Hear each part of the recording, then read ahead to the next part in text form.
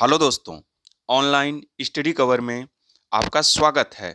दोस्तों, आज हम लोग जीके जीएस का प्रैक्टिस सेट नंबर 11 कंप्लीट करने वाले हैं। इससे पहले के वीडियो यदि आपने नहीं देखे हैं तो प्लेलिस्ट में जाकर उसे ज़रूर देखिए और चैनल को सब्सक्राइब कर लीजिए। तो चलिए शुरू करते हैं। आज का पहला क्वेश्चन है, रडार की कार्यप्रणाली निम्नलिखित में से किस सिद्धांत पर कार्य करती है? तो रडार की प्रणाली किस सिद्धांत पर कार्य करती है? तो यह रेडियो तरंगों के परावर्तन पर काम करती है। किस पे? रेडियो तरंगों के परावर्तन पर। ठीक है, आगे चलें। जल में तैरना न्यूटन की गति के किस नियम के कारण संभव है? तो जल में तैरना न्यूटन के तृतीय नियम के कारण संभव है। किस नियम के कारण? तृतीय नियम के कारण संभव है। न्यूटन का तीसरा नियम क्या कहता है? कि प्रत्येक क्रिया के बराबर विपरीत दिशा में प्रतिक्रिया होती है। ठीक है, आगे चलें। मानव गुर्दे में बनने वाली पथरी प्रायः किससे बनी होती है? तो मानव गुर्दे में बनने वाली पथरी प्रायः किससे बनी होती है? तो यह कैल्शियम ऑक्जेलेट से। किससे? कैल्शियम ऑक्जेलेट की बनी होती है। ठीक है, आगे चलें। पौधों की उम्र का पता किससे लगाया जाता है? तो पौधों की उम्र का पता पेड़ों में उपस्थित वार्षिक वलय गिनकर पता लगाया जाता है। पेड़ों में उपस्थित वार्षिक वलय को गिनकर पौधों की उम्र का पता लगाया जाता है। ठीक है, आगे चलें। हितोपदेश की रचना किसने की थी? हितोपदेश की रचना किसने की थी? तो हितोपदेश की रचना नारायण पंडित ने की थी। किसने? नारायण पंडित ने की थी। ठीक है, पतंजलि पतंजलि ने किसकी रचना की थी? तो ये महाभाष्य की। किसकी? महाभाष्य। पतंजलि ने महाभाष्य की रचना की थी। भवभूति ने उत्तर रामचरितम। उत्तर रामचरितम। उत्तर रामचरितम की रचना किसने की थी? भवभूति ने। विष्णु शर्मा ने किसकी रचना की थी? तो ये पंचतंत्र की। किसकी? पंचतंत्र की। पंचतंत्र की रचना किसने की थी? तो विष्णु शर्मा ने। तो आपका आंसर क्या हो जाएगा? बी। ठीक है, आगे चलें। निम्नलिखित में से कौन सा युग्म सुमेलित नहीं है? कौन सा युग्म सुमेलित नहीं है? तो देखिए, चाचा जवाहरलाल नेहरू को कहते हैं। ठीक है, बिल्कुल सही है। बापू महात्मा गांधी जी को कहा जाता है। लोकनायक जयप्रकाश नारायण को कहा जाता है। लेकिन जननायक जगजीवन राम को नहीं कहा जाता। जननायक कर्पूरी ठाकुर को कहा जाता है। किसको? कर्पूरी ठाकुर को। जननायक किसको कहा जाता है? तो कर्पूरी ठाकुर को कहा जाता है। ठीक है, आगे चलें। 7वां क्वेश्चन है, निम्नलिखित में से कौन सा युग्म सुमेलित नहीं है? कौन सा युग्म सुमेलित नहीं है? तो देखिए, सामा चकेवा ये बिहार का लोक नृत्य है। पांडवानी छत्तीसगढ़ का लोक नृत्य है। भगोरिया ये भी छत्तीसगढ़ का नृत्य है। लावड़ी ये महाराष्ट्र का है। कहाँ का? महाराष्ट्र का। लावड़ी, कोली ये सब कहाँ का है? ये महाराष्ट्र का लोक नृत्य है।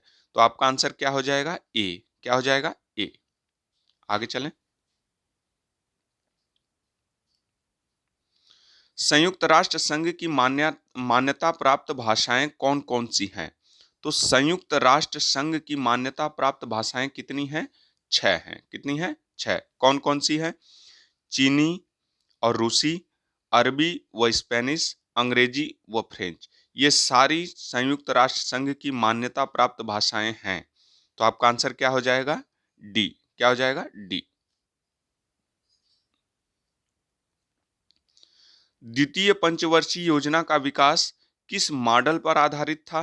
तो देखिए, द्वितीय पंचवर्षीय योजना 1956 से लेकर 1961 तक चली थी। ठीक है, और द्वितीय पंचवर्षीय योजना ये पीसी महाल नोबिस के मॉडल पे थी। किस पे? पीसी महाल नोबिस के मॉडल पे थी। ठीक है, आगे चलें। वर्ल्ड डेवलपमेंट रिपोर्ट कौन प्रकाशित करता है? वर्ल्ड डेवलपमेंट रिपोर्ट कौन प्रकाशित करता है? तो यह विश्व बैंक करता है। कौन करता है? विश्व बैंक। ठीक है, आगे चलें। संविधान के किस संशोधन अधिनियम के द्वारा 6 से 14 वर्ष के सभी बच्चों के लिए शिक्षा के अधिकार को मूल अधिकार बनाया गया? 6 से 14 वर्ष के सभी बच्चों के लिए शिक्षा के अधिकार को मूल अधिकार बनाया गया किस संविधान संशोधन अधिनियम के द्वारा? तो ये 86वां संविधान संशोधन अधिनियम 2002 के तहत, 86वां संविधान संशोधन अधिनियम 2002 के तहत 6 से 14 वर्ष के सभी बच्चों के लिए शिक्षा के अधिकार को मूल अधिकार बनाया गया। और यह 86वां संविधान संशोधन 2002 के तहत 11वां मौलिक कर्तव्य भी जोड़ा गया। मौलिक कर्तव्य, यह मौलिक कर्तव्य भी जोड़ा गया। ठीक है, आगे चलें। संसद के संयुक्त अधिवेशन को कौन बुलाता है? तो देखिए, अनुच्छेद 108 के तहत संसद के संयुक्त अधिवेशन को राष्ट्रपति द्वारा बुलाया जाता है। किसके द्वारा? राष्ट्रपति द्वारा बुलाया जाता है अनुच्छेद 108 के तहत। लेकिन अनुच्छेद 118 के तहत संसद के संयुक्त अधिवेशन की अध्यक्षता लोकसभा अध्यक्ष करते हैं। ठीक है, तो आपका आंसर क्या हो जाएगा? ए। क्या हो जाएगा? ए। आगे चलें। निम्नलिखित में से कौन सा युग्म सुमेलित नहीं है? कौन सा युग्म सुमेलित नहीं है? तो देखिए, साबरमती नदी के तट पर अहमदाबाद स्थित है, बिल्कुल सही है। गोदावरी नदी के तट पर नासिक स्थित है, बिल्कुल सही है।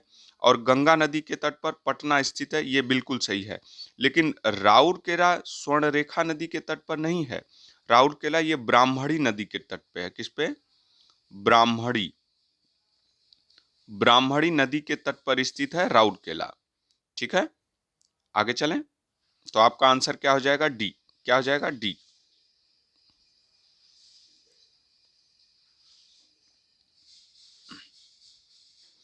असम हिमालय का विस्तार कहां तक है?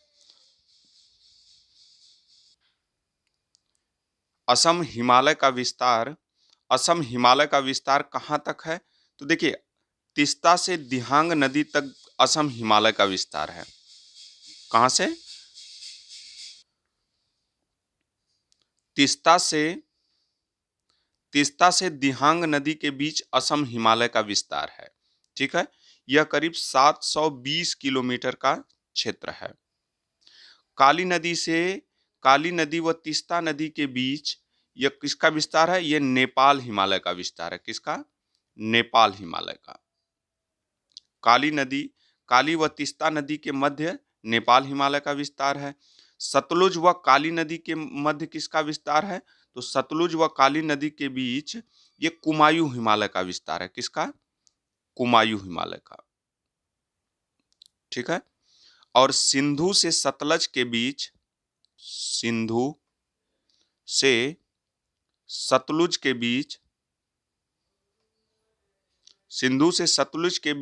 यह पंजाब हिमालय का विस्तार है। किसका? पंजाब हिमालय का। सिंधु से सतलुज के बीच पंजाब हिमालय का विस्तार है। सतलुज से काली नदी के बीच कुमायूं हिमालय का विस्तार है। काली नदी से तीस्ता नदी के बीच नेपाल हिमालय का विस्तार है। और तीस्ता से दिहांग नदी के बीच यह असम हिमालय का विस्तार है। तो आपका आंसर क्या हो जाएगा? सी। ठीक है, आगे चलें। सेरीकल्चर का संबंध किससे है? सेरीकल्चर का संबंध किससे है? तो यह रेशम कीट पालन से है। किससे? रेशम कीट पालन से। मधुमक्खी से कौन से कल्चर का संबंध है? तो एपी कल्चर का। किसका? एपी कल्चर का संबंध मधुमक्खी पालन से है। मत्स्य पालन का संबंध किससे है? तो पीसी कल्चर से। किससे? PC culture. पीसी कल्चर से मत्स्य पालन से संबंधित है। ठीक है, आगे चलें। निम्नलिखित में से कौन सा युग्म सुमेलित नहीं है? कौन सा युग्म सुमेलित नहीं है? तो देखिए, डाउन्स ऑस्ट्रेलिया में पाया जाता है, पंपास अर्जेंटीना में, प्रेयरी यूएसए में, स्टेपीज ये भारत में नहीं पाया जाता, यह यूरेशिया में पाया जाता है। कहाँ? यूरेशिया में। यूरेशिया में ये पश्चिमी रूस और मध्य एशिया का क्षेत्र आता है। तो ये क्या होता है? स्टेपीज यहां पाई जाती है यूरेशिया में। आगे चलें। सहायक संधि पर हस्ताक्षर करने वाला पहला शासक कौन था? सहायक संधि पर हस्ताक्षर करने वाला पहला सहायक शासक कौन था? देखिए, सहायक संधि की शुरुआत, ये सहायक संधि की देन किसकी है? तो ये फ्रांसीसी गवर्नर डुप्ले की देन है। किसकी? डुप्ले की देन है। ठीक है। लेकिन अंग्रेजों ने सहायक संधि की शुरुआत 1798 में की थी। गवर्नर जनरल कौन था? वेलेजली। कौन था? वेलेजली। वेलेजली ने सहायक संधि की शुरुआत की थी और इसने 1798 में सबसे पहले हैदराबाद के निजाम ने 1798 में इस पर हस्ताक्षर किया। ठीक है। टीपू सुल्तान यह 1799 में किया था इन्होंने। इनकी मृत्यु के बाद इस पे साइन किया था। अवध के नवाब और द्वितीय पेशवा, इन्होंने 1801 में सहायक संधि पर हस्ताक्षर किया था। तो सबसे पहले पूछ रहा है तो आपका आंसर क्या हो जाएगा? ए। ठीक है। आगे चलें।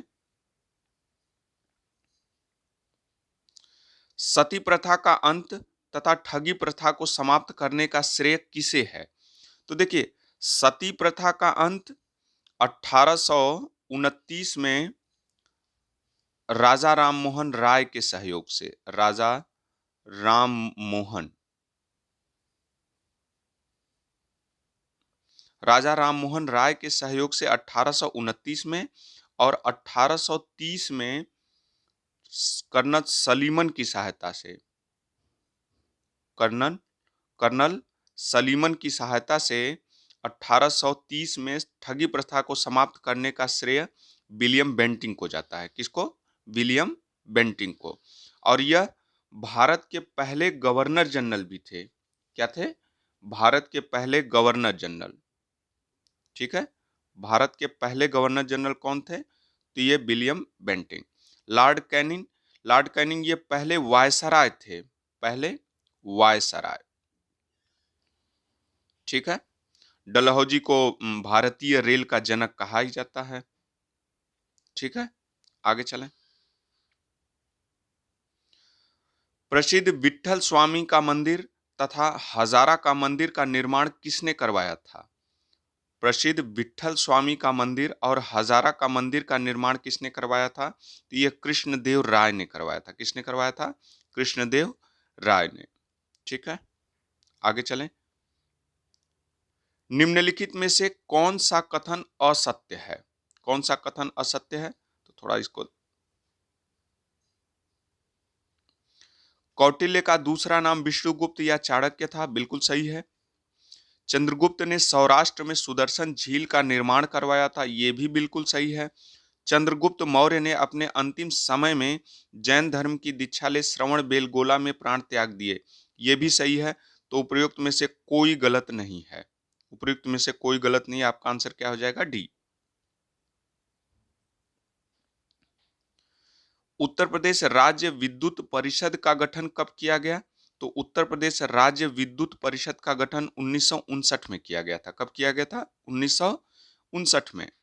ठीक है। आगे चलें। उत्तर प्रदेश में कृषि नीति को व्यवहारिक स्वरूप प्रदान करने हेतु प्रयोगशाला से खेतों तक कार्यक्रम किस कृषि संस्थान की देन है? किस कृषि संस्थान की देन है प्रयोगशाला से खेतों तक कार्यक्रम? तो ये पंतनगर विश्वविद्यालय की देन है। किसकी? पंतनगर विश्वविद्यालय की देन है। ठीक है। आगे चलें। उत्तर प्रदेश में तेल शोधक कारखाना निम्नलिखित में से किस स्थान पर है? तो तेल शोधक कारखाना मथुरा में है। कहाँ? मथुरा में। यह इंडियन ऑयल का कारखाना है। किसका? इंडियन ऑयल का कारखाना है। और इसकी स्थापना 1982 में की गई थी। कब की गई थी? 1982 में। ठीक है। आगे चलें। उत्तर प्रदेश में किसान मित्र योजना कब शुरू की गई थी? तो किसान मित्र योजना 18 जून 2001 में शुरू की गई थी। कब? 18 जून 2001 में। ठीक है, आगे चलें।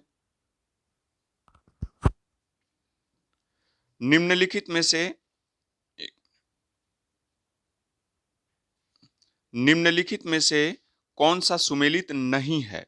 कौन सा सुमेलित नहीं है?